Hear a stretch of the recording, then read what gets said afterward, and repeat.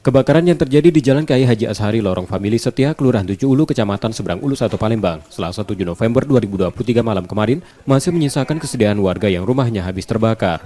Mereka berusaha kembali mendatangi lokasi untuk mencari barang berharga yang masih bisa diselamatkan di antara puing rumah yang terbakar. Rencananya mereka akan menjual barang yang masih tersisa untuk menyambung hidup mereka. Sementara Dinas Kesehatan Kota Palembang mendirikan posko kesehatan di lokasi kebakaran, menanggulangi dampak kesehatan warga akibat kebakaran.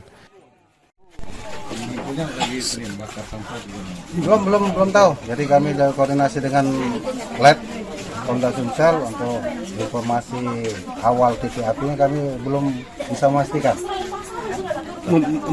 Membakar sendiri jadi korban. Belum tahu. Kami belum tahu. Jadi yang jelas korban dalam keadaan meninggal dunia pada saat pemadaman dilakukan, dibawa langsung ke Bayangkara. Ada waktu itu di dalam rumah waktu kebakaran. Posisi korban di dalam rumah. Sendirian, posisi di dalam rumah atas nama Jarkasi. Jarkasi umur lebih kurang 50 tahun. Luka bakarnya berapa persen itu? 80 atau ya. Sedangkan korban tewas sudah dimakamkan keluarga. Yudi Kiswanto, Kompas TV, Palembang, Sumatera Selatan.